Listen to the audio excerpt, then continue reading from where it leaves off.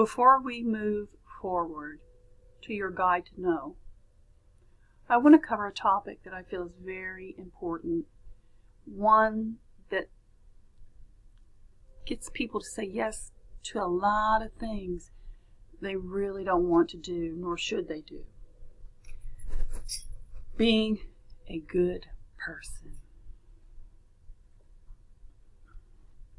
Is doing for others the key to being a good person? No, it is not. I don't think so. Your life is a gift. You're born with unique abilities and talents. Unless you identify and embrace these special skills, you're not being the best steward you can be to your birthright. Providing yourself with everything possible to expand on these abilities is a fork in the crossroads of your life, moving in the direction toward your best life. Many of us hold false beliefs that we're measured by the deeds we do to help others, regardless of whether we want to or not. These deeds, though, don't often align with who you are created to be, and therefore don't honor your gifts, the gifts you're intended to utilize in life. This is not only a problem for yourself, but others. It can rob you of your true purpose, and it robs those who would benefit from your best service. It's when you embrace your abilities that you come to know better success in all areas of your life. I believe true reward comes from serving others with a glad heart. What do you do that you love? What will it take to make your heart glad? For example, my grandmother's quilted. I adored their quilts. Because of my love and adoration for their quilts and their abilities, I inherited boxes upon boxes of stuff, and I was overwhelmed. I've never sewn a stitch. Okay, I tried, but failed miserably. I put the boxes in storage along with a beautiful handmade wooden frame my grandfather had made. One cold winter day, while I was purging stuff I accumulated over the years, I looked at the boxes and thought, I'm going to look inside. When going through what I thought would be a collection of cloth my grandmother's had accumulated to make more quilts, I was shocked and blown away by what I found, and especially how it affected me. It was not merely material, but it was material from the 40s, 50s, 60s. It was really cool. And it was well organized, an array of colors, fabrics, shapes. It was wonderful. They had hand-cut shapes and pieces for quilts. My inheritance included all the pieces to finish quilts just like they had made. Everything was so organized. Notes were pinned to the sections. Sections were put in boxes. Everything was well coordinated to make each quilt. Well, it was like as if I'd walked into a vault of precious artifacts from my elders, my family. I learned how to quilt. I wanted to honor my grandparents and follow through on what they'd started.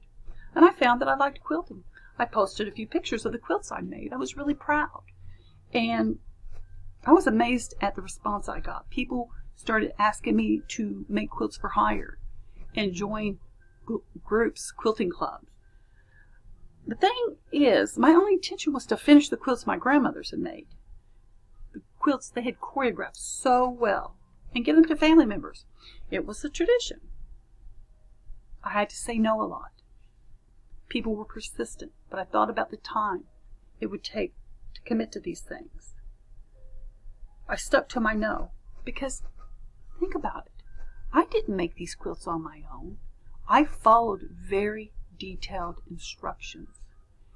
And although I learned to quilt, I'm not a gifted quilter. And I would be lost without their guidance. And once those materials and pieces and puzzle pieces fit together and made the quilts and I was done. I would be done. It would have consumed a large portion of my life had I accepted on these invitations.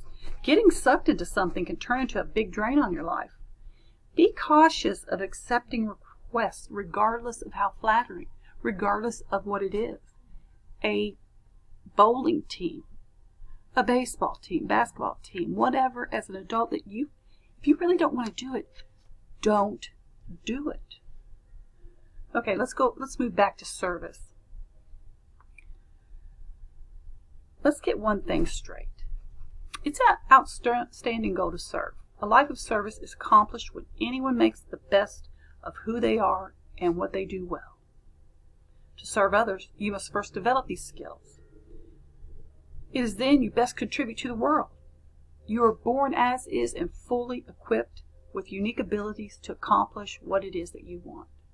Now, while I learned to quilt, it is just a small season of my life. I am not going to be a quilter. I am not my grandmother's. If the task you've taken on in the past don't align with your true purpose, your hopes, your dreams, your desires, you will feel a constant tug on your soul. Doubt is your friend. It helps you to stay on point. It is during such moments we should redirect ourselves and stay on the special course paid for us. Ignoring these feelings may lead to unaccomplishments, lack, regret, disappointment. Why would you be gifted natural gifts and talents if not expected to utilize them for the betterment of yourself and those you encounter throughout your life's journey? From now on, how about you think about your life as a gift, and your gifts are your life? Perhaps like me, this will serve as a guide to live life fully and with no regrets. It cannot happen if you continue saying yes to mindless tasks that lead you astray and gobble up your time. We are meant to honor all the characteristics that make us a significant piece to the universal puzzle. Do not allow yourself or others to force you into a space designed for another.